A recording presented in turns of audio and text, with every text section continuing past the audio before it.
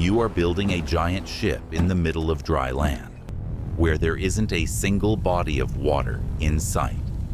Around you is a world that has gone mad with violence. Yet you spend years erecting a structure that everyone considers a monument to your insanity. Every strike of your hammer is a challenge to the crowd, laughing in your face. But you know something they don't. This sunny day is merely the calm before a storm that will change the map of the planet forever. This is the story of Noah. It is about a man who wasn't afraid to be the only one right against billions. This is a tale of a construction project that seemed impossible, of animals that came at a call, and of the moment when the door shut and the heavens broke open to wash away the old life and give humanity a second chance. The world of that time was a place where the law of force prevailed. The Bible describes it briefly. The earth was corrupt in God's sight and was full of violence. These weren't just minor quarrels. This was an era of tyrants and giants, where a human life was worth nothing. Conscience was forgotten, and every inclination of the human heart was only evil all the time. Amidst this darkness, there was only one man who remained truly human: Noah. While everyone else was building palaces and amassing weapons, he received an order that turned his life upside down. Make yourself an ark of gopher wood. This wasn't meant to be just a boat, but a massive floating chest. 3 decks, 150 meters long, 25 meters wide, a gigantic structure covered in black pitch inside and out. Imagine the reaction of Noah's neighbors. They see an old man and his sons spending years hauling massive logs, hewing wood, and pouring hot tar under a scorching sun where no one had even heard of rain. Noah wasn't just building, he was preaching. Every move he made said, "Repent, the world is heading for destruction." But people only tapped their foreheads. To them, Noah was a crank who wasted his life on a ship in the desert. They continued their feasts and wars, certain that tomorrow would be exactly like yesterday. Decade after decade passed. The ark grew, becoming like a dark mountain in the middle of a field. And then, when the work was finally finished, something happened that made the crowd fall silent for a moment. The animals. Without whips, without handlers, pair by pair, majestic lions, slow-moving elephants, tiny birds, and creeping things. They began to converge on the ark from everywhere, led by an invisible force. It looked like a mystical march. The animals felt what the people refused to notice. The planet was bracing for an impact. Noah loaded the supplies, tons of grain, hay, and dried fruits. Every compartment was filled with life. And finally, the family entered. Noah, his wife, his 3 sons, and their wives. 8 people in total. This was the moment of truth.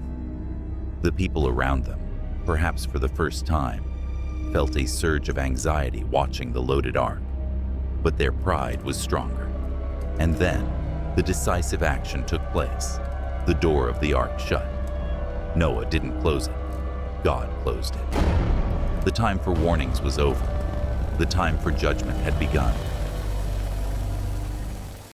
For 7 days, an eerie silence prevailed. The ark stood shut, and the sky remained clear. Perhaps someone in the crowd started laughing again. Look, he's locked himself in his box, and there's still no rain. But on the 8th day, the world shuddered. The catastrophe didn't start with rain. Something far more terrifying happened.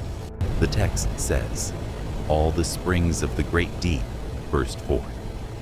The earth's crust cracked, and underground waters erupted under incredible pressure, like giant geysers. Simultaneously, the sky turned into a continuous waterfall. The water rose so quickly that cities vanished in hours. Imagine the panic of those who were laughing yesterday. They ran to the ark, pounding on the pitched doors, but they were sealed shut. The ark vibrated, groaned, and finally lifted off the ground. Now it was the only island of hope. Water covered the hills, then the forests, and eventually the highest mountains.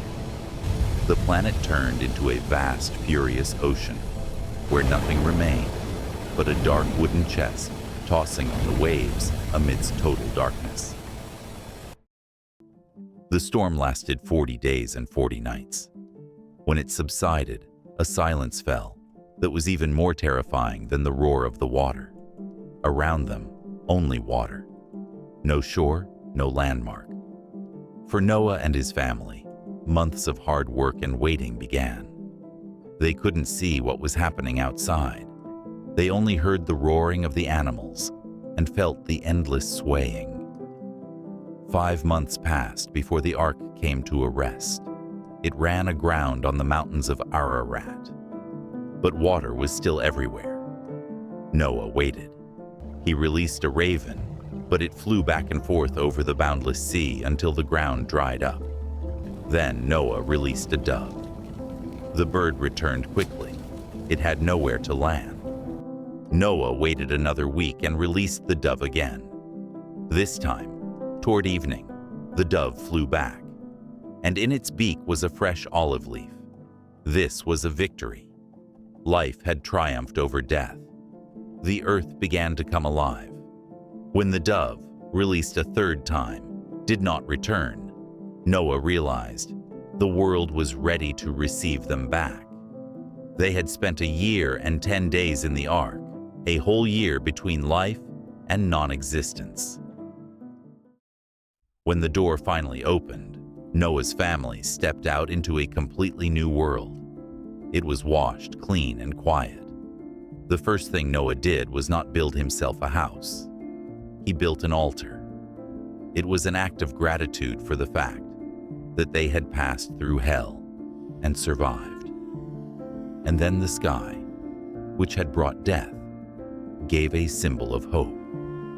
A rainbow appeared in the clouds. This was the first time people had seen such a wonder. God said, This is the sign of my covenant. I will never again destroy the earth with water. The rainbow became a promise of stability, that the change of seasons, seed time, and harvest would never cease. From Noah's 3 sons, Shem, Ham, and Japheth, humanity began its journey anew. Noah lived another 350 years, seeing the earth fill with cities once again. He remained in history not just as a builder, but as the man who saved the future. His story is proof that even if the whole world is heading for the abyss, one person with firm faith can build a bridge into tomorrow. The story of Noah is much more than a tale about a boat and a flood.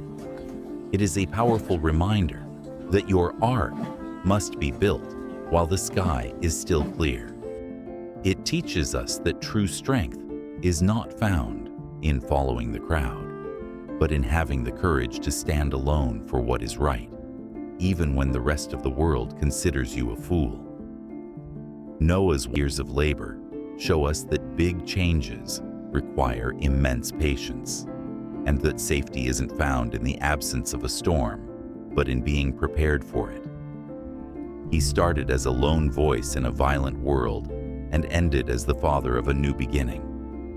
His legacy is proof that no matter how dark the world becomes, one person's integrity can preserve the light for generations to come.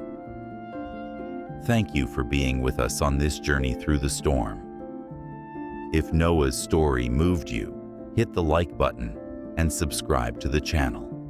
Tell us in the comments, which moment from Noah's life struck you the most? The years of waiting for rain, or the moment the dove brought the olive branch? See you in the next video, where we will tell you about new heroes who were not afraid to challenge the circumstances.